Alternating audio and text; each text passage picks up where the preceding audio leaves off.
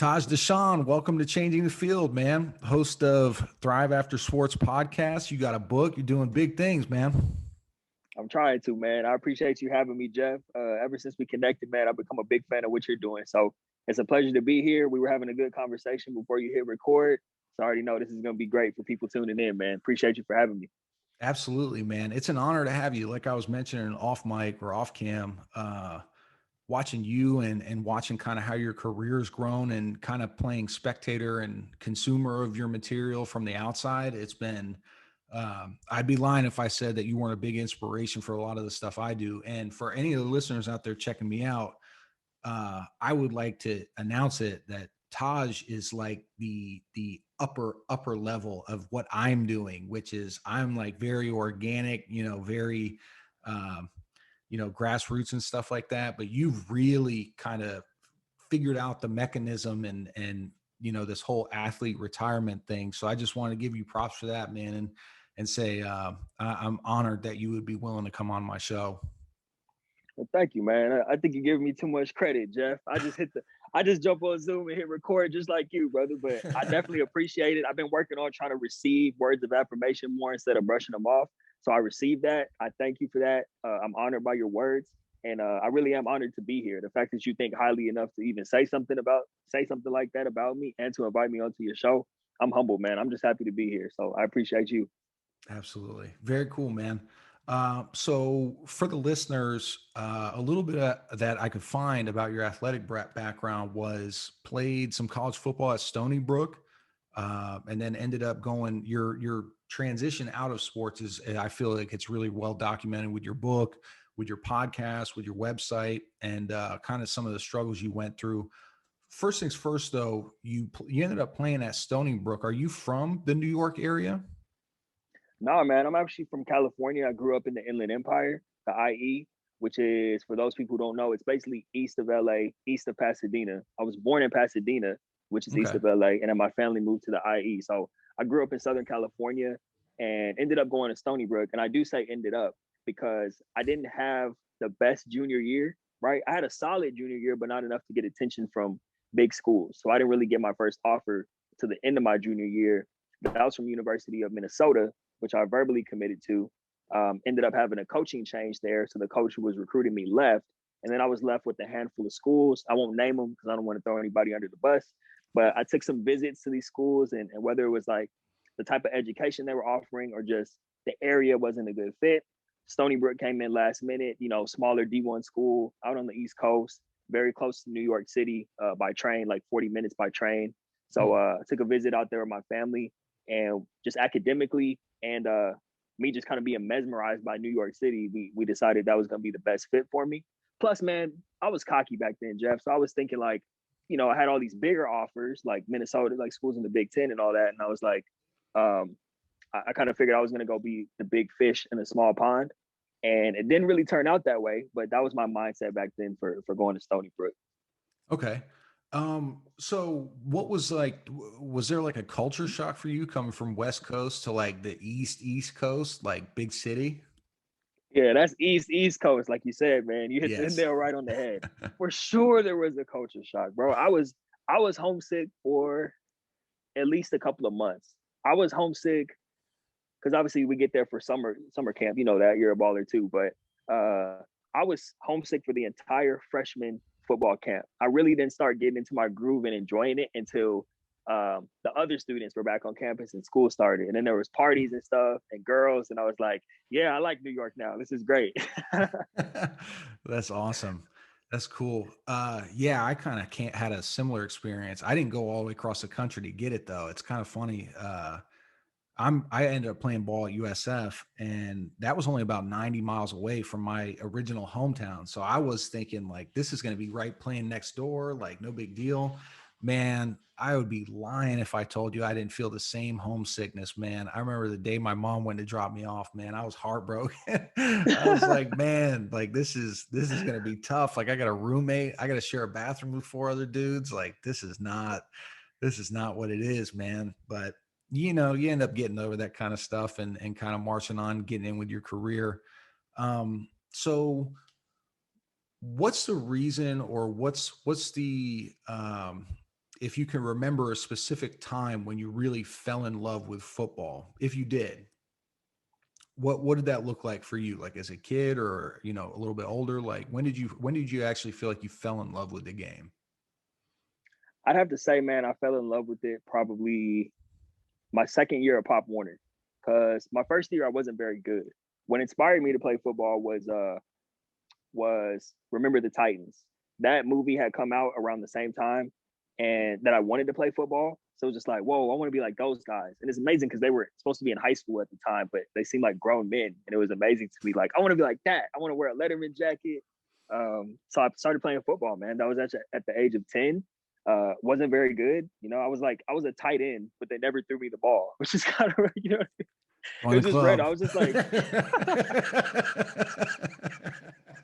oh, I respect the honesty, brother, man. Yeah. But it was tough because I was just blocking the whole time, and you know, I really wanted to play receiver, but they put me at tight end.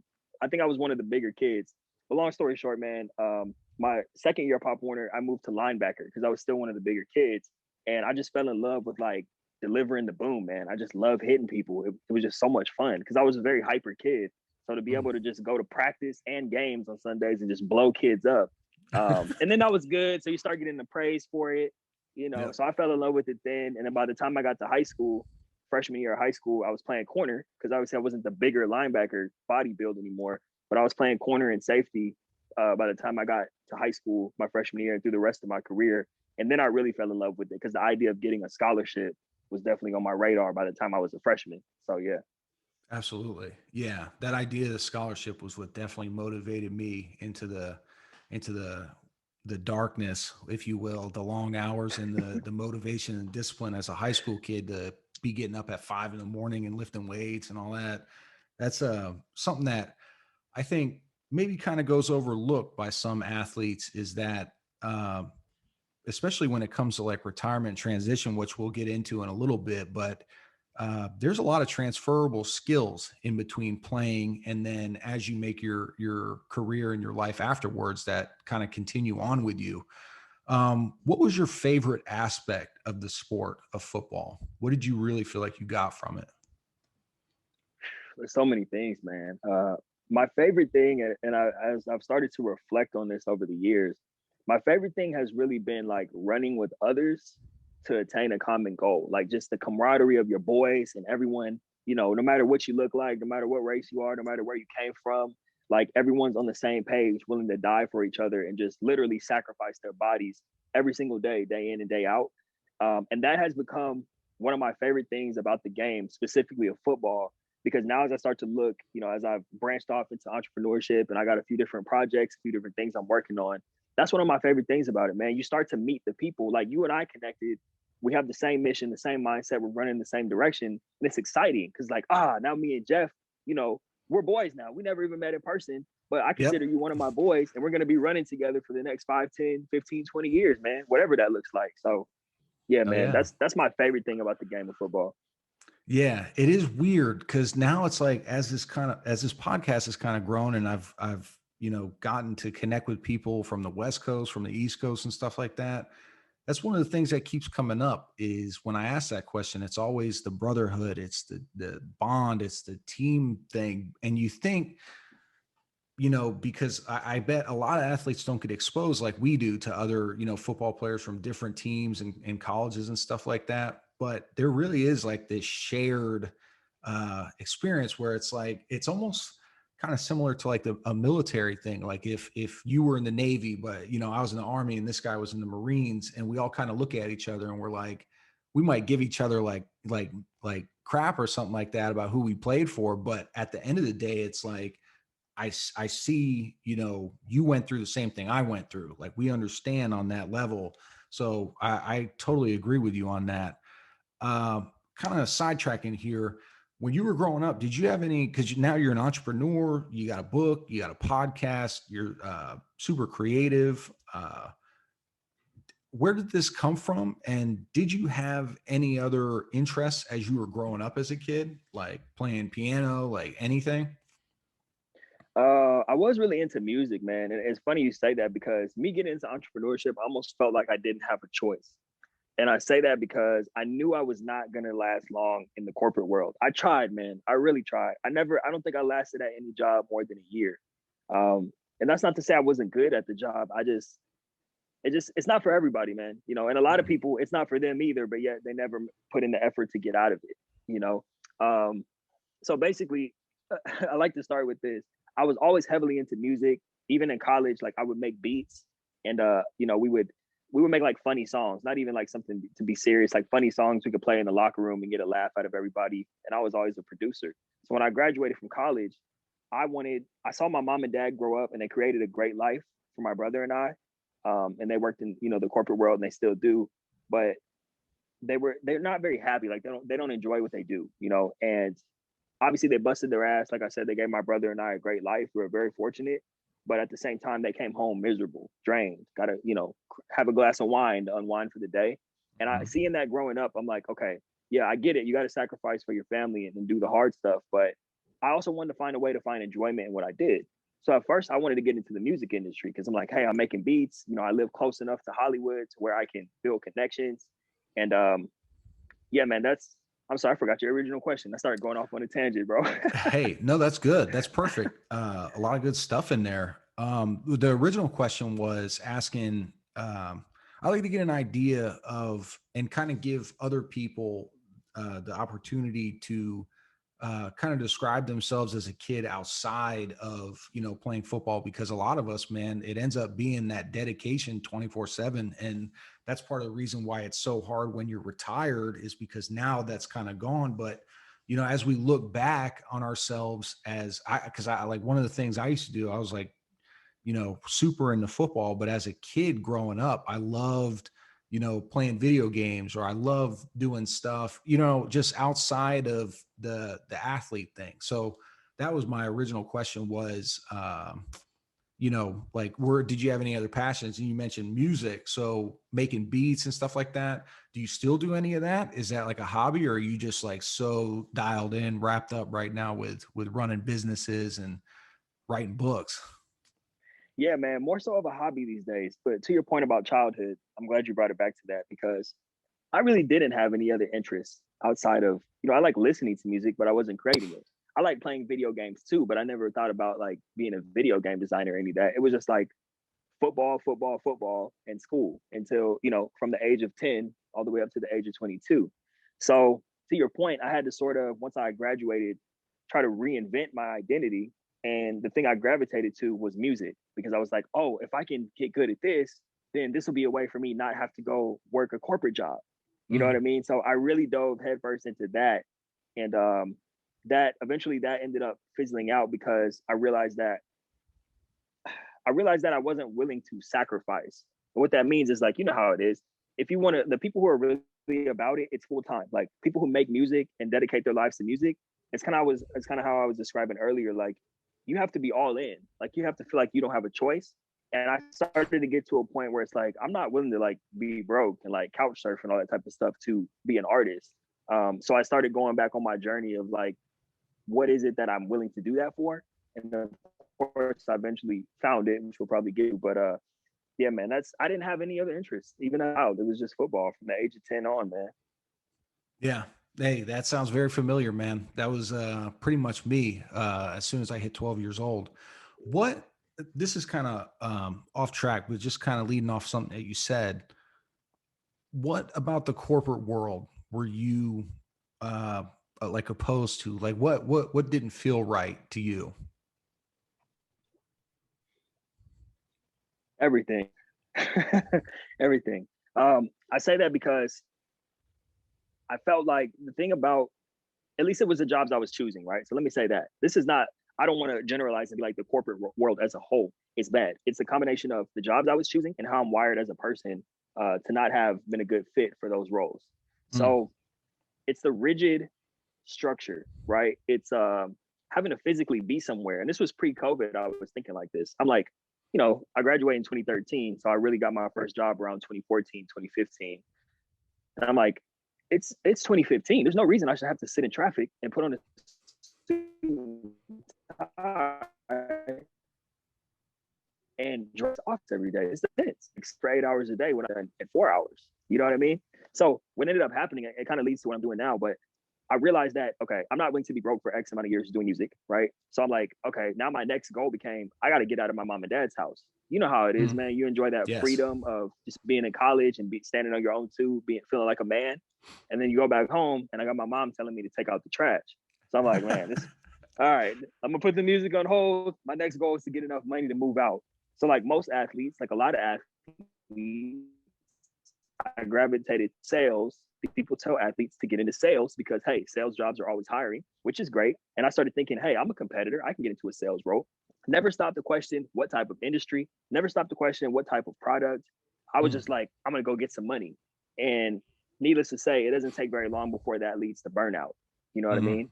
So started in sales. Eventually, I moved into recruiting because I felt like I'm a people person. So I felt like recruiting is a great way for me to still be competitive and put up numbers like placement numbers, but I get to help people and work directly with people instead of pushing a product on them. And eventually, I built a great career in recruiting. That led to some other opportunities where I was basically recruited as a recruiter and a job developer for low income families in San Diego. And mm. I thought that was going to be my career, but I always had this itch to go into entrepreneurship. And that's that was the last real job that I had where I was helping people and doing recruiting. And we can get into it, man. There's a whole series of events that happened, like where I was getting signs to make the leap and to jump into this type of work. So Mm. Okay. It's funny that you mentioned the signs that you get along the way because a lot of it's so unplanned and then it's just like you should be turning here. You should be this is what you just enjoyed this activity that you just did for 2.5 hours. Like, why aren't you doing this more? Like it's right. wild. It's wild how life pulls you in different directions. Kind of getting back on your football career, you mentioned that you played until you were 22 years old. Do you feel like you you accomplished everything that you wanted to within the game? Absolutely not. And it still bothers me to this day, man. If anything, I feel like I almost have a little bit, and I've done a lot of inner work around this, but I feel like I have a little bit of a chip on my shoulder to where, because for a while I used to have the mentality of, hey, your football career didn't go the way you wanted to, like you're a failure, right? Mm, And so I was able to shift that, and I teach this to a lot of people too. Like, okay, your athletic career didn't go the way you want to, so you can use that to fuel you in this next endeavor. Like, I'm gonna make sure that this next thing I go for, I'm gonna go all out. I'm gonna make it to the top. Not even about like beating other people, but like make it to the top of my personal best. mm, So overall, man, I feel like but I can say this, I made peace with it because I feel like at Stony Brook, truth be told, man, a lot of people will tell you when their career doesn't go the right way, they blame it on politics, right? But so I hate to be that guy, but I'm gonna say it anyway. There's things I could have done better, whole heart, like 100%. I think I had a bad attitude. There was a lot of coaching changes, so when new coaches would come in, they would bring their players. I wouldn't even get a shot. They would just immediately put them in front of me. Eventually, that caused me to kind of shut down, right? And not even really try anymore, and then have an attitude towards the coaches. I was always cool with my teammates, those are my brothers, but the mm. coaching staff, I was like, if you're not gonna give me a chance, then it's like F you. You know what I mean? But eventually I can say this, man. My senior year, I got to a point where I knew I left it all out there on the field, and I started to snap out of that. And even if I was like the second string or third string guy, if it was time for me to go in, I was always ready. I always performed. I was always performing at practice. So when it was all said and done, when I look back at it, although it didn't go the way I would have liked it to, I can honestly say as it started to wind down, I gave it my all, and that gives me peace knowing that I really couldn't have done anything better towards the tail end.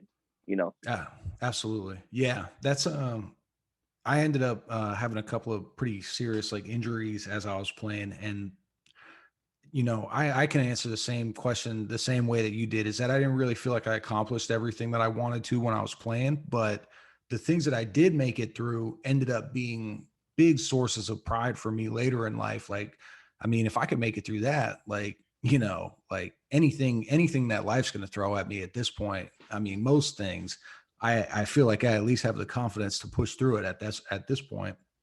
that's right. Um, yeah. So how was the transition? Like, what did the decision to retire look like to you? Did you pursue playing professionally? Did you pursue European League, anything after school, or was it like, senior day, final day, I'm out of this, please?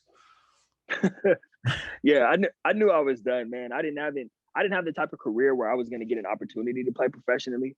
So honestly, going into my senior year, I was mentally prepared for this is it. But I wasn't mentally prepared for what I was going to do next because I always just kind of figured that everything was going to work itself out. You know, I started to have some concerns. Like I would see guys who graduated before me and they were unemployed or they were working at Home Depot or something. And I'm like, oh man, this dude has a degree. He's working at Home Depot. Like, you know, I started to get a little antsy. Like, okay, I got my degree paid for, but you know, everything's always worked itself out for me. I got this degree, no college debt. So I'm gonna go back home. I'll find a job. I'll be making six figures by the time I'm 25. No big deal. I'll work it out. And obviously I was in for a rude awakening when I moved back home, brother. So Everyone has that, I feel like. I thought by now I'd easily be a millionaire, you know. Not saying that we're not, but I mean like right. I don't know. It's like, hey, the NFL thing didn't work out, but I was always destined for greatness. Like money's just going to flow For right sure. in my pocket. And then you find out the reverse is true. Money is constantly going to be flowing out of your pocket. So, I mean, it's a sure balancing act that we play, man. Do you remember when you made the decision to retire, to kind of hang up the cleats or anything like that? Do you remember the first person that you had a conversation with? Like, hey, you know, mom, hey, dad, girlfriend, anyone like that? Man, I went completely into isolation. So it was like I moved home and reality just smacked me in the face, right? So I was dating a girl at the time and she was on the East Coast too. And we were both from the same area. So just picture this, right? I I fly back from Stony Brook. I'm like, okay, cool. I got this degree. Time to figure out what I'm gonna do now. You know, I wasn't even like overwhelmed by it. I'm just like I said, it's just gonna work itself out. My girlfriend at the time, she got a master's degree. She did like an accelerated program. So we're back home and she's right out the gate making like 60K, you know, and I'm at home trying to be a producer. So it was weighing on me very heavily. And I started to sink into this depression, man. And I was probably in it for a solid year and a half to 2 years. And then there was like, you know, I was working myself out of it after that. But I'm talking about like drinking, smoking all the time, going out partying just to distract myself from the fact that I was unemployed. And so I really didn't talk to anybody, man. And I have a great, loving, supporting family. And they tried, man. They're like, hey, you know, we know something's going on with you. But because I didn't really understand it at the time, I couldn't really articulate what was going on because I didn't really Mm. get it. You know, I'm just like, man, I feel pretty shitty right now. And I always say that me and my boys, we were all back home lost because I had a few players, a few guys that I graduated with who went on to play D1. And here we are all back home, unemployed, pissed off. Um, I call it like an extended college because we just went out and drank all the time, like Thursday Mm. through Sunday, trying to distract ourselves from our situation. Um, I mean, I would talk to them about it, but that's not even talking about it because we're all just kind of complaining about our and feeling sorry for ourselves, you Mm. know. But yeah, man, I had people I could have. That's the best way for me to answer this question, Jeff. I had people that I could have talked to, but because I didn't understand it and because I wasn't willing to be vulnerable and open up or ask for help, I isolated myself and didn't talk to anyone. I just tried to mask it instead. So here's $1 million question then. What do you feel like started getting you out of that depression? Because a year and a half, 2 years sounds pretty much on par with really any athlete from any sport that I've talked to. Is that like we mentioned, I think it was before the podcast actually started about the term that keeps sticking with me, a former guest used it, was that postpartum period of, you know, 2 years, 3 years after football, after basketball, after baseball, whatever you were doing, where that funk, you know, for lack of a better word, sets in. And it's like, damn, like you just feel like you can't get your footing because it's like, I'm not putting on pads on a Tuesday to go, you know, smash my head into somebody. Like, what am I doing at this point? Like, what does this even look like? So to get back to it, $1 million question, what helped you get out of that moment, get out of that period of time? I think I realized that I had a choice to make, and I realized that and the choice was I could either continue feeling sorry for myself, or I could get up off my ass and do something about it. You know, so from that point, I started to really tap into that athletic mindset, that go getter, to put myself in position. Now, I'll preface that by saying I had no clarity. Like I said, I was just looking for sales jobs and stuff, but at least I was being productive, like trying to get on my feet and get some income coming in. That's the Mm-hmm. first step. But I would go from like, oh, I'll apply to a job or two here, and then I'll just smoke and chill for the rest of the day and watch Netflix. I went from that sort of mindset to like, nah, I'm going to apply to 50 jobs today. Matter of fact, after I apply to these 50, I'm going to line up like another 50 so that when I wake up tomorrow, I already have like the emails ready to go and everything ready to go so I can wake up and just hit send. And I started becoming obsessed with, basically I started fighting for my life, man, like fighting to put myself back in a good position, Mm. and that was the mindset I adopted. And then I started diving into more personal development. I fell in love with reading again. I had a great teammate. Shout out to him if he's listening to this. My big bro has one Crookshank. He graduated like 2 years ahead of me, and he started sending me books. He was actually doing that my senior year, after he graduated. But he would always like text me, "Hey, you should check out this book."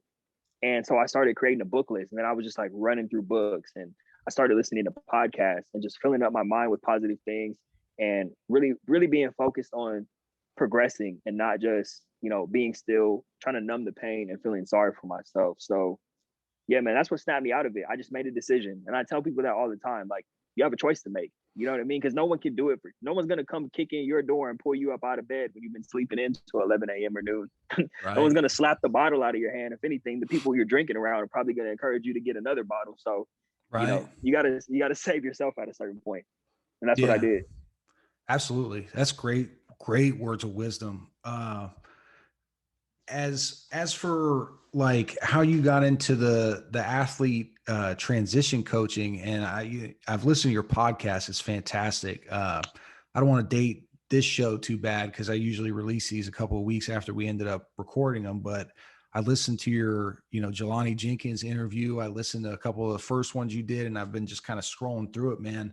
It seems like over time you've really refined your process, and now you're taking, I know you started, you mentioned 3 years ago that you started doing this athlete transition coaching.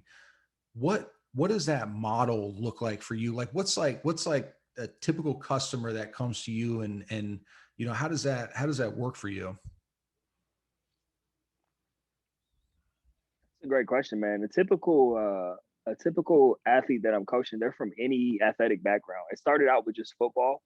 Um, Matter of fact, let me. This will give you some context. I'll pick up where I left off with where I was at in recruiting. Right. So I'm in this recruiting role. This is how this whole transition coaching thing came about.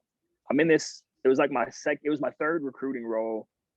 Working with low income families, developing jobs, and doing like community development. So very fulfilling work. Helping people really, literally get back on their feet and saving their families, making great So what's money, up?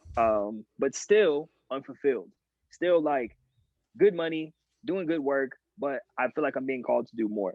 And I call it having my antennas up. Like I was kind of looking for, maybe I'll be a personal trainer, whatever it is that was going to allow me to set my own schedule and be my own boss, right? So I'm getting frustrated because I'm like looking for something to do that I can have my own business. Nothing's come in. I knew nothing about business. And the crazy thing happened, Jeff. Like, there was like a 3-month period where I started having guys come out to visit me. It was like 5 of my teammates who just so happened to be in town and wanted to link up. These are former teammates from Stony Brook, and they would come visit. And even some of them were even there at the same time. And they were all like, "Taj, how you doing this, man? Like, I'm back home struggling. I could barely afford my flight out here. I just. And so I started coaching these guys, man, like unofficially. And even when they would fly back home, we would have calls on the weekends, or I would talk to them before work or after work. And I started to fall in love with that, man. And then it started to expand. And then they would like refer me, like, "Hey, Taj, can you talk to my cousin?" She just, I remember specifically, she was like a female, a basketball player. She played women's basketball at TCU. And this dude, one of my teammates, was like, "Hey, can you talk to my cousin? She's having a hard time too." So I'm like, "Oh, this is more than just football players." So then at that point, as I'm coaching her, I started doing research and looking for what was available specifically for collegiate players after college, like transition. And as you and I, Jeff, there's virtually nothing, right? So Right. I'm doing research. I'm not coming up with anything. Of course, you got your job placement agencies that will, they'll hire a former athlete because they're looking to hire athletes, and there's high turnover in these roles. I'm not knocking those places. They help people earn an income, and that's great. But what I was looking for was like a holistic approach to help an athlete transition and figure out what they wanted to do, because that was something I didn't have. That was something my teammates didn't have, and all these people I was coaching didn't have. So at that point, I was like, okay, I'm gonna actually get serious about this and develop some curriculum. So I took what I was doing and really refined it and created like a process. And we can get into the process if you want to a little bit later, but I created a full process to take a former athlete, not just from figuring out what they want to do, but like being able to bounce back from this traumatic, from this fall from grace. And how do you even get to a point where you can function again before you start looking at career development and going into business or whatever that looks like? But yeah, man, I took the leap. In 2018, I had my curriculum developed. I was like, I'm really going to do this. So once again, not knowing anything about business, I quit my job like a dummy. You know, I really could have kept it and done it on the side, but I just felt so strongly about it that I was like, I have to do this. There's no other option. I have to do this. So I quit my job, started doing that full time, had good months, had bad months, ended up having to move back in with my folks because I had a streak of bad months. And it would have been really easy for me to, you know, go back, run back to the corporate world at that time, use my degree and use all my job experience. But I stayed with it. And that was 3 years ago, man. And obviously the mission has expanded beyond anything. I never thought I would write a book. I never really saw myself having a podcast, but the coaching has grown into more than just me doing one-on-one coaching. It's expanded into many different realms. And truthfully, man, I feel like I'm just getting started. You know, I'm 3 years in, I'm just getting warmed up. Yeah, absolutely. That's kind of what it feels like with me too, man, as far as just getting warmed up. Cause it feels like the more positive vibes that you put out in the universe, the more good content you put out, it feels like people kind of find you at that point. Like people not only search out to listen to your content, but they also end up coming, you know, to be guests on the show, to just shoot you a message and stuff like that. Just shoot you an email and say, hey, I like what you're doing. So it's like, I've never had any kind of praise like that. I'm sure you get it a lot. I mean, with all the things that you've been doing, but that to me makes this whole thing worth it, where it's like we're putting our time in, you know, really supporting a message. And you've taken it, like I said, like I mentioned, you've taken it to the upteenth level with a book, a process, with all this beautiful stuff that you're working on.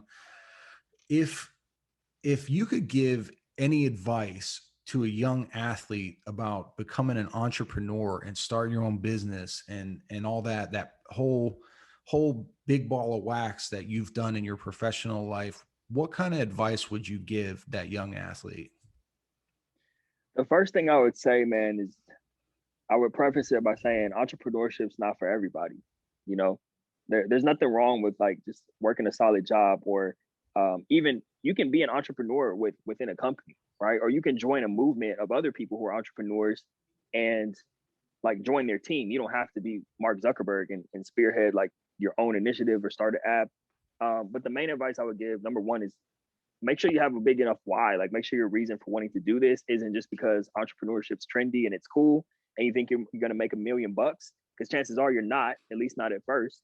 But my whole goal, like, I'll put it like this. I think the best thing you can do is focus on who you're trying to serve first and foremost. If you're going to go into business for yourself, you have to have an idea of who you want to serve, why you want to serve them, and then understand that don't go into it if you're not willing to be broke at it for a while. Like, it takes 3 to 5 years for the average business to even be sustainable, let alone like reach millionaire status, which everyone thinks they're going to reach.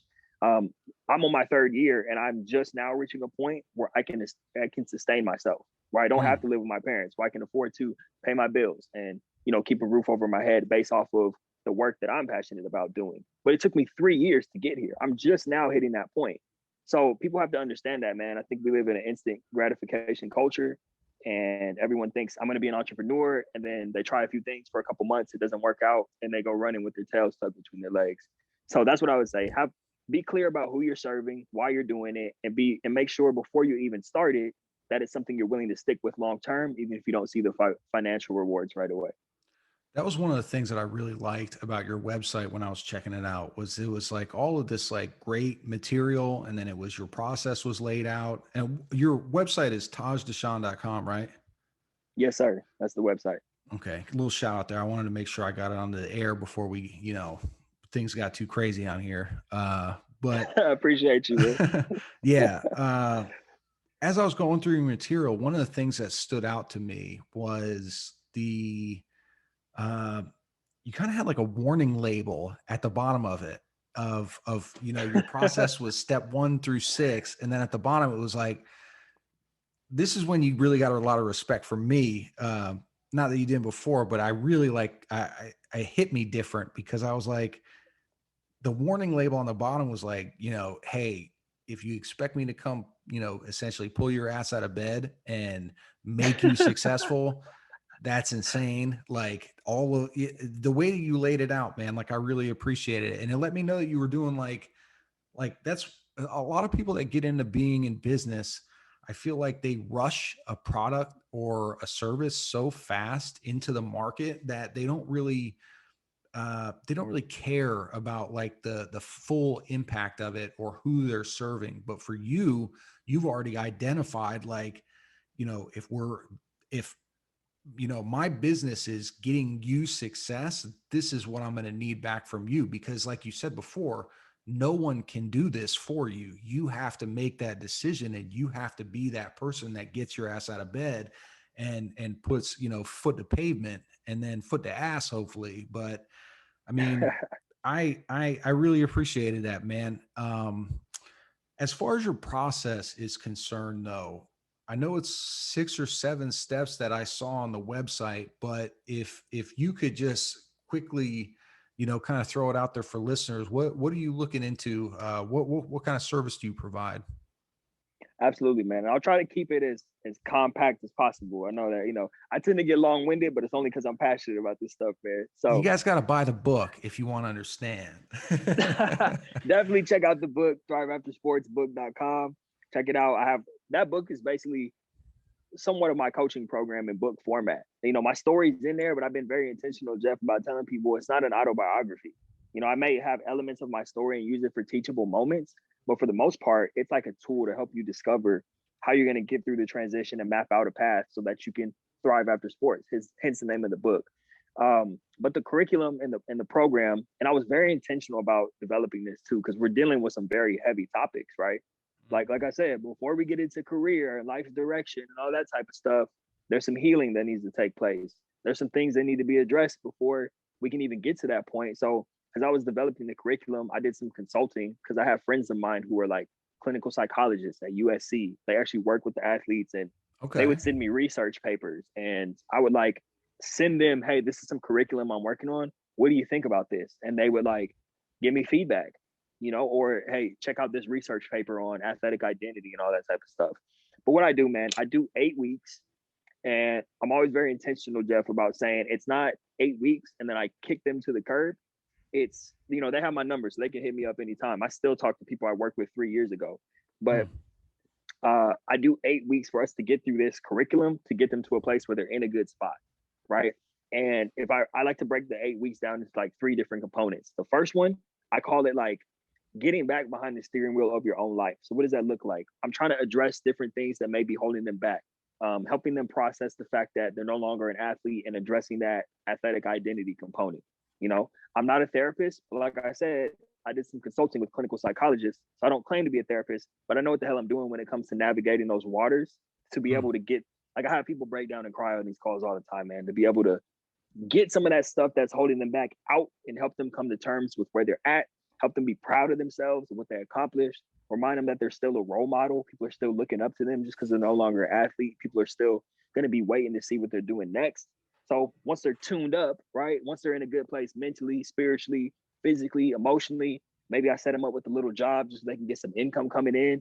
Now it's time to do the work of mapping out what you're going to do, not just for a quick paycheck, but what are you going to be? What's something you can be just as excited, if not more excited about waking up out of bed every day and pursuing like you were with your sport? That's my goal for anybody I work with, to be able to find that thing. And of course, it may not happen right away, but it's something that they have to understand. If you're really going to pursue this, it might take you 2, 3, 4, 5 years. And that's okay, because you're a freshman in life again. I always throw that line out there. You're a freshman in life. You got to be willing to put in the work to get to your senior year, these next 4 years of you being able to carve out a lane for yourself that you can really pursue for the rest of your life. The last step, the last component of the 8 weeks, once they're clear on the vision, I do a lot of connecting, man. I'm not arrogant. I'm not so arrogant that I think that I'm the end all be all. Like, I'm just going to help solve all your problems. I've networked with a lot of great people over the years. So I want to utilize that network and make sure that anyone I'm working with, I'm tapping them into that network. If someone wants to get into real estate, if someone wants to get into physical therapy, if someone wants to, whatever they want to do, I know people in all these industries who are former athletes who I can plug them into, and they can be mentors and take them under their wing as well and give them some guidance farther than I could. Because I'm an expert in my field, but not in every field. Mm. So that's what I'm about, man. That's kind of what the curriculum is in a nutshell. And obviously I'm always expanding it and looking to improve it as well. I love that. One thing that kind of popped up in my head though, you mentioned that, you know, that you've done some consulting with clinical psychologists. Have you ever had a case where you were helping a client where you felt like maybe it kind of overextended your reach a little bit, or you felt uncomfortable because maybe something that they shared with you? Do you, in a situation like that, would you end up sending them back or, referring them to any kind of like mental health help? Because I know on this podcast, stories have gotten deep before. People have gotten really, really deep into some of the stuff that they're, issues that they're dealing with. And sometimes, pushing them towards that help, or at least at, here's like some resources that could utilize. Have you ever found yourself doing that? And do you have any resources like that? 100%, man. I have a lot of people who I can pick up the phone and refer them to if they need to do that type of work. I will say though, so I get two types of people. I've gotten people where once we get into those things, if we start talking about childhood or suicidal thoughts or like some of these more, touchy subjects, I don't just say, oh, well, let me back off and send you to someone. I stay in the fight with them. You know what I mean? So I stay in there and I work them through that. And like I said, I've gotten pretty skilled at doing that. Although I never claimed to be a therapist, I don't even approach it like that. Mm. But I think I've developed a type of rapport and relationship with anybody I'm working with where they feel comfortable opening up about those types of things because they know that I'm going to help them get through it and use that to be able to push them forward. So that's the first type of person I get. And then also, man, I've attracted people who are already seeing a therapist and they want to work with me because, the therapist never played sports before. The Mm. therapist doesn't, they can help them with whatever they're working on in their therapy sessions, but they want to work with me in tandem because I'm someone who's been through what they've been through and has a deeper understanding of where they're coming from because I've been through it personally. Right. So, but yeah, I have the resources too to answer your question though, to refer them Yeah. to if need be. That's insane. Like, it's so funny that, for people that are getting, the psychiatrist, the kind of clinical look of it, to realize for themselves that it's like, there's just some stuff that like we mentioned, or I mentioned earlier on the show, the teammate and the brotherhood of having played football and all of the things that come with it. Sometimes it is just better to be able to reach out. Like, one of the things, and this is kind of, leading into my next question, is for me, one of the things that I mentioned on the show a lot, for me, something that helped me a ton was staying in contact with former teammates, with former coaches, with people that were around, as we were going through the whole football gig. Do you find yourself still, obviously you have a huge network. Do you find yourself still connecting with those people that you played with? Are you like in a group chat, or you guys, shoot the talk at all, for lack of a better term? 100%, man. You know how it is, man. It's those guys are our brothers for life. And that's in any sport, no matter what sport if you play at a team sport, especially at an elite level, collegiately or professionally, the men and women that you play with, that's family, you know. Not so much the coaches. I will say that I didn't have a great experience with the coaches at Stony Brook, as I mentioned. That's all But right. that's just me. But as far as teammates, man, yeah, that's a brotherhood right there. Even guys from high school, man, just still keeping in touch with them, and it's necessary, man. And this is the crazy part. I wish I would have done that more as I was going through the transition, because I do it now, but it's because I'm in a great place. Like I reach out, check on people, make sure they're doing all right. Right. Might send them something funny or something to research. But I could have done a lot more of that back then. Like just checking up on more people to see how they were doing, and leaning more into those relationships and having that camaraderie around me to answer your question, man. Absolutely. So I know you're a busy man. As we're going to kind of wrap this thing up, I always like to end with this question. It's, kind of a offbeat, off the wall kind of question, but wanted to ask you as well and get your feedback on it. Um, if you could go back and talk to the 16 to 18-year-old Taj, what kind of advice would you give him on what's to come, on sports, on anything that you think would be pertinent? What kind of advice would you give that young man? I love that question, Jeff, because a lot of people they'll do the what advice would you give to your former self as you were going through the transition.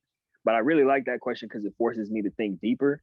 Even as you were asking the question, I'm like, man, that's a powerful question right there. I've gotten a couple people with it. Yeah, it's really good. I like it because it actually makes me think. It's like I would tell myself. So I gotta close my eyes on this one, man. Imagine like I'm talking to myself. I would just say, make sure you're being intentional and being prepared for what it is that's about to come. And I would say, especially if we're talking to like a 16-year-old, when you get to college, or a 16 to 18-year-old, when you get to college, make sure that you use the system as much as the system will use you. Make Mm, sure that if you want a certain degree, fight for that degree, even if it interferes with the practice schedule. I would say don't allow external forces to alter how you feel about yourself internally. I had to deal with that a lot, man. I felt like I let certain coaches into my mind where I started doubting myself and my abilities, not only as a player, but because, our self worth is attached to how we perform. I started doubting myself as a human being and my self worth because mm. I wasn't performing. But I would say that, man, always remember who you are. Don't let people tear you down. Make sure that you're fighting for your position in life and putting yourself in position. And I don't just mean on the field, but putting yourself in a good position in life, being clear about what you want, be intentional about what you want, think long term, make sure that you're striving to do something that can help other people and also fill you up on the inside. And also make sure that you're seeing yourself as more than an athlete and someone who has a lot of gifts to offer the world as long as you're able to tap into those gifts. So that's what I would say, man. That was legit. That was like you had that prepared, man. Man, you hit me right in the chest with that question, man. It definitely wasn't prepared. I was speaking from the heart, man. Yeah, That's what came that through was me right awesome. now. That was Thank you, awesome, brother. man. That was Appreciate really it. good advice. So as we kind of wrap this thing up, where can everyone find you at? I know you got Instagram, you got a Twitter, you follow you on LinkedIn, you got a website. Where can people find you on that? Absolutely. So as you alluded to earlier, TajDashaun.com. Thank you for that plug. All the Bingo. links to my social media are on there. I'm Taj Dashaun across all social media platforms. I'm most active on Instagram and LinkedIn. More so LinkedIn. I recently got on Instagram in 2020, or back on Instagram. But yeah, you can find me on there. You can find me on LinkedIn. The book is available at thriveaftersportsbook.com. Mm, Or if you go to tajdashaun.com, you can just click on book. It'll take you to that page. The podcast is available on all platforms. Every single wherever you listen to podcasts, Thrive After Sports is up there. Also, I'm partnered with a publishing company right now, a self-publishing company. So if you're looking to tell your story to the world, if you want to publish a book, check out selfpublishing30days.com. mm. That's the company that helped me publish my book, and I thought they did such a great job that they actually offered me a position to come on as vice president and essentially build out like a sports division. So that's That's one of what's my new up. projects, man. I'm doing like co-author books for Congrats. athletes to tell their stories. Thank you, man. Thank you. But yeah, that's where you can find me. Cool. All right, man. Well, I really appreciate you coming on Changing the Field. Thank you again so much for your time, man. It was an absolute pleasure having you on the show. I wish you all the luck in your future endeavors. Keep kicking ass, man, because you got me as a fan, bro. Like I'm definitely gonna purchase the book. I'm definitely gonna check out more of the podcasts. Like I said, I think I'm on like episode 6 or something like that, and I love it. It's outstanding work, man. So keep doing your thing, and I'll be watching, bro. Thank you, man. Thank you, Jeff. Appreciate it, man. I'm a fan of you too, man. Thanks again for having me on, brother. Yes. Thanks, bro.